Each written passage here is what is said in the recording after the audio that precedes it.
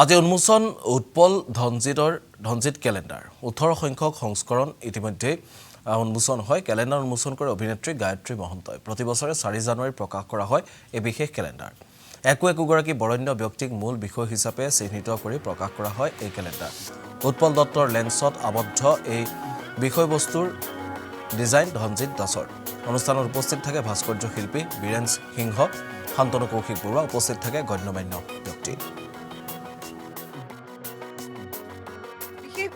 আজি ক্যালেন্ডাৰখন উৎপল ধনজিত ক্যালেন্ডাৰ জগতত এটা সুকীয়া নাম পৰিচয়ৰে সকলোৰে কাৰণে একদম মানে আজিৰ দিনটো 4 জানুৱাৰী সকলোৱে ৰৈ থাকে এই ক্যালেন্ডাৰখন চাবৰ কাৰণে, কিয়নো ইয়াৰ এটাই বিশেষত্ব এইটোৱে যে তেওঁলোকে উৎপল দা আৰু ধনজিত দাই ক্যালেন্ডাৰখনৰ কাৰণে এনেকুৱা ব্যক্তিক নিৰ্বাচন কৰে যিসকলে নিৰৱচ্ছিন্নভাৱে নিজৰ জীৱনটোৰ বহুমূলীয়া সময় দি সমাজৰ বিভিন্ন ক্ষেত্ৰৰ পৰা বিশেষ অৱদান সমাজৰ কাৰণে আগবঢ়াই আহে। তেনেকুৱা বিশেষ ব্যক্তিক তেওঁলোকে নিৰ্বাচন কৰে আৰু এইবাৰৰ ক্যালেন্ডাৰখনত তেওঁলোকে শ্ৰী শান্তনু কৌশিক বৰুৱা দাক নিৰ্বাচন কৰিছে।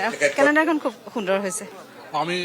আমাৰ ক্যালেন্ডাৰৰ বিশেষত্ব হ'ল নিজেই কৈছোঁ, প্ৰতি বছৰে আমি অসমলৈ যিকোনো ক্ষেত্ৰত আৰু ক্ৰীড়া, ব্যৱসায়, তাৰপিছত সাহিত্য, সংগীত, যিকোনো ক্ষেত্ৰলৈ চিত্ৰ আগবঢ়োৱা একোজন ব্যক্তিক লৈ পেলাই আমি ক্যালেন্ডাৰ বনাওঁ আৰু প্ৰত্যেক বছৰে আমি 4 জানুৱাৰীতে উন্মোচন কৰোঁ। সেই ক্যালেন্ডাৰখন এইবাৰ 18 সংখ্যক সংস্কৰণ।